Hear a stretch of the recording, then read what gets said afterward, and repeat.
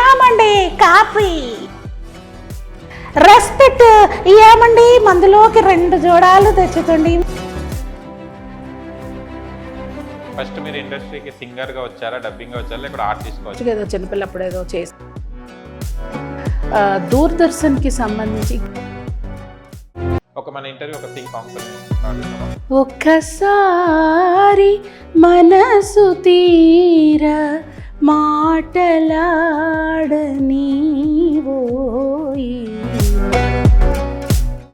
షకీలా గారు కూడా చెప్పు. నీకు మానాభిమానాలు లేవే, అందుకేరా నువ్వు అంటే నాకు చాలా ఇష్టం. ఇప్పుడే ఒకడిని చూస్తాను, టర్కీ కోడ్లాగా ఉన్నాడే.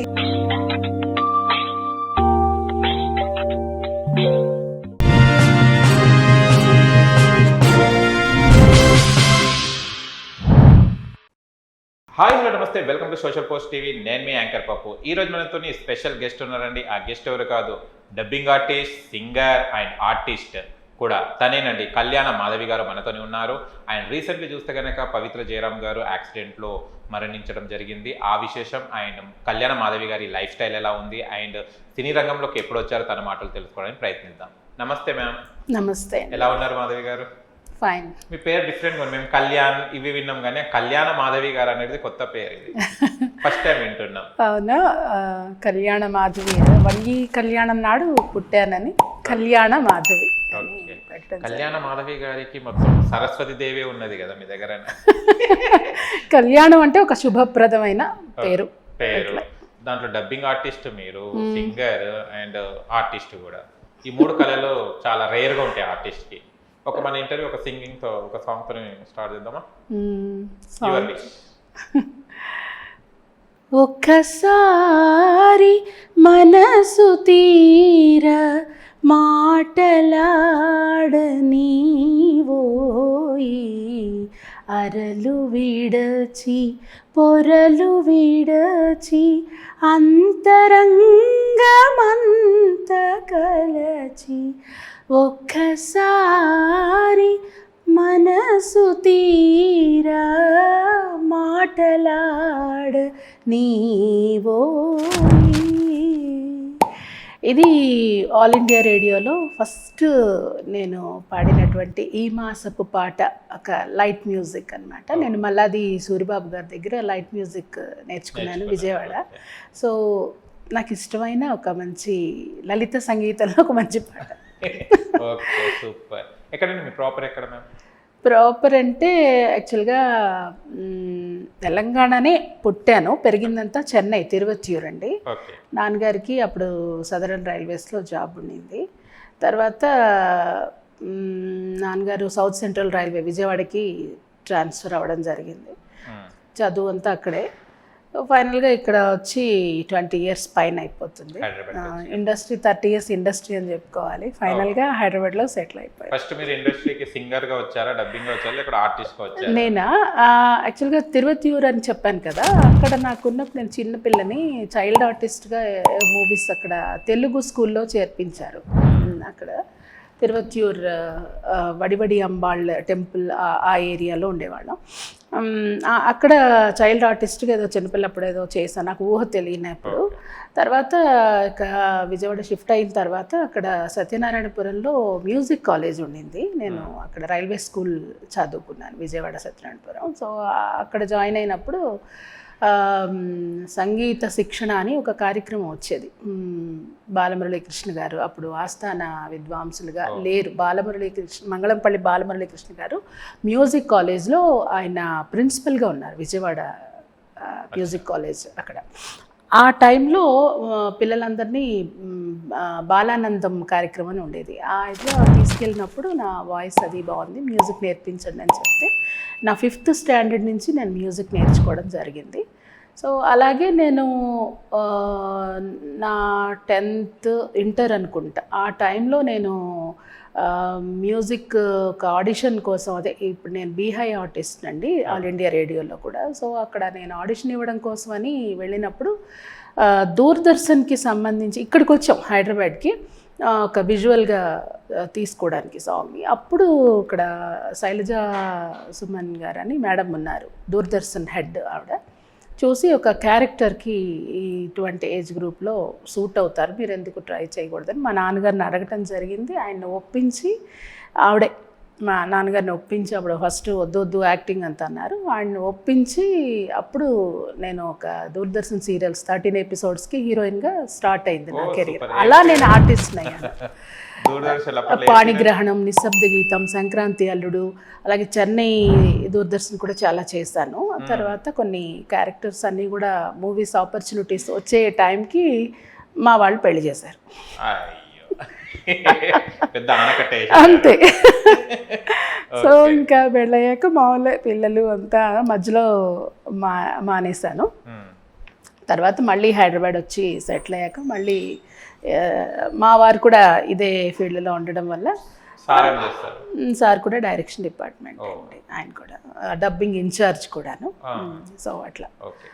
ఇప్పుడు డబ్బింగ్ ఏ సీరియల్స్ కి చేస్తున్నారు? మూవీస్ కా? ఇప్పుడు నేను మూవీస్ 1100+ మూవీస్ డబ్బింగ్స్ చెప్పానండి, పెద్ద మూవీస్ 1100+ చెప్పాను. ఇప్పుడు సీరియల్ ఒకటి చెప్తున్నాను, అంటే మన జయలలిత గారు తెలుసు కదా, ప్రేమ ఎంత మధురంలో, ఆవిడకి అంతకుముందు మంజు భార్గవి గారికి ఇలాగా చెప్పాను. ఇంకా మూవీస్ వచ్చేటప్పటికి గద్దెలకొండ గణేష్, సుప్రియా పాఠక్ గారికి, సింహాలో కేఆర్ విజయ గారికి, ఇంకా అన్నిటికీ మించి చాలా చెప్పాను, భువనేశ్వరి, షకీల, అంకిత గారు, ఇలాగ నా కెరియర్ స్టార్ట్ అయిన దగ్గర నుంచి ఇప్పటి వరకు ఒక 1100 మూవీస్ పైన చెప్పుంటాను క్యారెక్టర్స్. కానీ అందులో కొన్ని చాలా సక్సెస్ఫుల్గా వెళ్ళినవి. అన్నిటికంటే నాకు ఎక్కువ ఇలా మీడియా ముందుకు రప్పించే ఇది చేసింది మాత్రం కోవై సరళ గారి వాయిస్. ఆవిడ ట్రిమ్మింగ్కి అంటే మూవీ షూట్లో ఉన్నారు ఆవిడ అబ్రాడ్లో. ఆ టైంలో ఇక్కడ నేను ఆవిడ వాయిస్కి కొంచెం సింగ్ చేసి చెప్పే వాళ్ళ కోసం చూస్తున్నప్పుడు నాకు ఎలాగో ఆ తమిళ్ రెండరింగ్ తెలుసు, తమిళ్ మాట్లాడే వాళ్ళు తెలుగు మాట్లాడితే ఎలా ఉంటుంది అనేది అది క్యాచ్ చేసి చెప్పగలిగాను అనమాట. సో దాంతో ఆవిడకి స్టైల్ ఇలా కొన్ని మూవీస్ నేను చెప్పాను, ఇంకా ఇప్పుడు కూడా చెప్తున్నాను. అందరికీ తెలుసు. అదేంటంటే మేడం వాయిస్ ఆవిడే చెప్పుకుంటారు, బట్ ఇంకా అంటే వాళ్ళు అటెండ్ అవ్వని టైంలో ఇంక వేరే ఆప్షన్ లేదనమాట. సో అట్లా ఇంకా ఇప్పుడైతే ఇంకా డైరెక్ట్ తమిళ్ టు తెలుగు మాత్రం చెప్తున్నా. అరణ్మణి ఇలా ఒక 2-3 ఇవి నేనే డైరెక్ట్ చెప్తున్నా. లక్కీగా మొన్న ఆవిడ జీ తెలుగుకి వచ్చారు, గెస్ట్గా వచ్చినప్పుడు ఆవిడ ముందే పర్ఫామ్ చేశాను. అప్పుడే నేను చెప్తున్నాను అని కూడా ఆవిడకి తెలిసిందనమాట. అది ధర్మవరపు సుబ్రహ్మణ్యం గారు, ఇది అందరికీ బాగా అది రికార్డ్ అయింది. ఆయన యోగాలో కూర్చుంటే ఈయన ధడేల్మని ఈవిడ ఎంట్రీ ఇస్తుంది, ఏమండి కాఫీ అని. కాఫీ సరేనే, నువ్వేంటి అలా తేడాగా వంకరగా ఉన్నాడు. రెస్పెక్ట్ ఏమండి, మందులోకి 2 జోడాలు తెచ్చుకోండి, మందు తాగుదాము అనేసి. సో అలా ఉంటుంది. నువ్వు ఎండను పడి వచ్చాను కదా, నాకు కాస్త మజ్జిగ మంచినీళ్ళు పడి అంటే, ఇంట్లో ఒక పండు కూడా పెట్టలేదు, ఏ పండు పెట్టి నేను జ్యూస్ చేసి తీసుకురాను అని. సో ఇవి ఆల్రెడీ అందరికీ తెలిసి ఉంటాయి అదండి. ఇకపోతే ఆర్టిస్ట్గా అనేటప్పటికీ ఇప్పుడు ట్రిగ్గర్ అని అధర్వాది తమిళ్ 100 అనే మూవీ కూడా చేశారు ఆ ప్రొడ్యూసర్స్. ట్రిగ్గర్లో ఒక మంచి లీడ్ చేశాను. తర్వాత కొండ్రల్ పావం అని ఈశ్వరీరావు, వరలక్ష్మి, శరత్ కుమార్ గారులతో ఒక కొండ్రల్ పావం అని అది తమిళ్ రిలీజ్ అయింది. ఇంకోటి నరసింహపురం అని సిరి హనుమంతు అని మన బిగ్ బాస్లో కూడా చేస్తుంది యాంకర్, ఆ అమ్మాయి హీరోయిన్గా ఒక మూవీ చేశాను. దాంట్లో మెయిన్ లీడ్ విలన్గా చేశాను, మెయిన్ లీడ్ చేశాను. ఇంకా ఇంకొక 2 మూవీస్ కూడా కమిట్ అయ్యాను. సీరియల్స్ ఒక 3 ఎప్పటి నుంచో చేస్తున్నాను. అట్లా ప్రేమ ఎంత మధురంలో జయలలిత గారికి చెప్పేదానండి. అనుకోకుండా కొన్ని కారణాల వల్ల క్యారెక్టర్ ఆవిడ ఆగిపోయారు, ఇప్పుడు రావట్లేదు. ఆవిడ ప్లేస్లో ఇంకొక చేస్తున్నారు, ఆవిడకి చెప్తున్నాను. అదే చాలా హిట్ సీరియల్ అది. అవును, అది నార్మల్గానేనండి, అంత అంటే ఏదన్నా నార్మల్గా ఆర్యవర్ధన్ గారికి మదర్గా అనమాట. ఆర్య, నువ్వేం చేసినప్పటికీ ఆలోచించుకునే చేస్తావు, నాకు తెలుసు నాన్న. ఇలాగే ఉంటుంది. అంటే ఇంకా ఆవిడ ఉండుంటే అది వేరు. ఉంటది. అవును.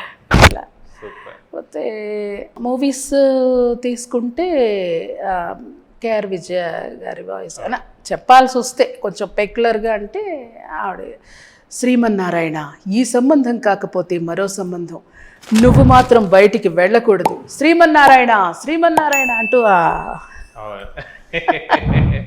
ఓకే. అట్లా మీరు డబ్బింగ్ కన్నా మిమిక్రీ ఆర్టిస్ట్ అనుకుంటా. డబ్బింగ్ చెప్పడమే కొంచెం అలా అంటే మనం చేయగలిగినప్పుడే. ఇక్కడ ఈ డబ్బింగ్ అనే దీంట్లో ఎస్పి బాలసుబ్రహ్మణ్యం గారు కూడా ఈ ప్రక్రియతోనే ప్రతి వాళ్ళకి ప్రాణం పోశారు. మిమిక్రీ అది చాలా అది చేయగలగడం అంటే అంటే పరకాయ ప్రవేశం. మనం ఇప్పుడు నేను ప్రత్యేకంగా చేసేది ఏ వాయిస్ చెప్పినా కూడా వాళ్ళ మెయిన్ వాయిస్ విని వాళ్ళు చెప్పినట్టుగానే సింక్ చేసి ఆ బాడీ లాంగ్వేజ్కి మనం చెప్పగలగటం అంతే. ఓకే. కానీ డబ్బింగ్ చెప్పొచ్చు అని ఎవరు గ్రహించారు మీ దగ్గర? నేనే గ్రహించాను. ఎందుకంటే నేను ఆర్టిస్ట్గా చేశాను కదండి. చేసినప్పుడు ఇక్కడ దూరదర్శన్ సీరియల్ అది అప్పట్లో జరిగింది అన్నాను కదా. అప్పుడు ఇక్కడ నేను యాక్ట్ చేస్తున్నప్పుడు పక్కన ఒక వేరే చిన్న వాయిస్ ఆవిడెవరో వస్తానని మిస్ అయ్యారు. నా వాయిస్కి నేనే డబ్బింగ్ చెప్పుకున్నాను నా సీరియల్. ఇది ఒక్కసారి మేడం మీరు ట్రై చేయండి అంటే నాకు అది గమ్మత్తుగా అనిపించింది. మనకంటే పక్క వాళ్ళ వాయిస్కి చెప్పడం అనుకోకుండా నాకు అట్లా. షకీలా గారు కూడా చెప్పారా? చెప్పానండి. ఒక 2-3 మూవీస్ ఏవో చెప్పాను. పోకిరి దూకుడు, పోకిరిలో కూడా ఒక వాయిస్ ఉంటుంది చూసా, నీకు మానాభిమానాలు లేవే అందుకేరా నువ్వంటే నాకు చాలా ఇష్టం అని హస్కీ వాయిస్ ఒకటి విలన్ గ్యాంగ్లో. అలాగే నెక్స్ట్ ఇంకొకటి దూకుడులో కూడా ఇప్పుడే ఒకడిని చూస్తాను టర్కీ కోడ్లాగా ఉన్నాడే అనగానే ఏంటి అమ్మాయిలా మీరు అంటారు మహేష్ బాబు గారు. సో అంటే చిన్న చిన్న డైలాగ్స్కి కూడా బాగా అప్లాస్ వచ్చింది. అది నా అదృష్టం అంతే. అలాగే సుప్రియా పాఠక్ గారు గద్దలకొండ గణేష్ మూవీలో కూడా చాలా కొన్నేళ్లుగా మాట్లాడదు ఆవిడ. ఆఖరిలో మాట్లాడుతుంది, ఎంత మంచిగా ఉన్నావు నాయన సైన్మల, గిట్లనే ఎప్పుడు మంచి పనులే చేయి బిడ్డ, నిన్ను చూడనీకే ఇంత దూరం వచ్చినా అని తల్లి. ఆవిడ హిందీ ఆర్టిస్ట్ సుప్రియా పాఠక్ గారు అని ఆవిడకి. కానీ అందరూ అంతమంది అసలు 1100 మూవీస్కి మీరు వర్క్ చేయడం అంటే డబ్బింగ్ అంటే ఒక్కొక్క బాడీ లాంగ్వేజ్ ఒక్కొక్క లాగా ఉంటుంది, ప్రొనౌన్సియేషన్ వేరు ఉంటుంది. ఎలా అది డిఫికల్ట్ అనిపించదా? అదే చెప్తున్నాను కదా, డిఫికల్ట్ అంటే అది దాని మీద మనం ప్యాషనేటివ్గా చేయటం అంతే. ఏ వర్క్నైనా మనం అజ్యూమ్ చేసుకుని మనం చేస్తే ఎవరికైనా అంటే ఏదో అనేసి అన్నీ చేసేయాలని కాదు. ఒకటి స్టార్ట్ చేసామంటే దాంట్లో లోతుగా వెళ్ళి ఎలాగా అంటే ప్యాషనేటివ్గా చేయాలి, దాని మీద ఇంట్రెస్ట్తో చేయగలిగితే బాగుంటుంది. నేను అలాగే చేశాను. ఎప్పుడైతే నేను పక్క వాయిస్కి చెప్తున్నప్పుడు నాకు అరే గమ్మత్తుగా ఉంది అనిపించిందో, సో అప్పుడే మనకి డబ్బింగ్ ఇండస్ట్రీ, డబ్బింగ్ క్రాఫ్ట్ ఇక్కడ చెన్నై నుంచి ఇక్కడ షిఫ్ట్ అయ్యింది. తెలుగు వాళ్ళు ఇక్కడ దీనికోసం తెలుగు సినీ డబ్బింగ్ యూనియన్ అని స్థాపించారు. ఆ టైంలోనే నేను అందులో నా కార్డు ఆడిషన్ వెళ్ళి కార్డు తీసుకోవడం జరిగింది. అట్లా. ఓకే, సూపర్ అండి, చాలా నైస్ జర్నీ కదా డబ్బింగ్. కానీ అప్పుడప్పుడు అనిపించదా, నేనంటే స్క్రీన్ ఆఫ్ ద స్క్రీన్ చెప్తున్నారు ఈ వాయిస్, అది మీరు ఒక్కొక్క ఆర్టిస్ట్ ఒక్కొక్క వాయిస్ మీరు వింటుంటారు అంటే మీరు చెప్పింది దానికి సింక్, అప్పుడు ఏం ఫీల్ అవుతారు మీరు? అసలు థ్రిల్గానే ఫీల్ అవుతాను.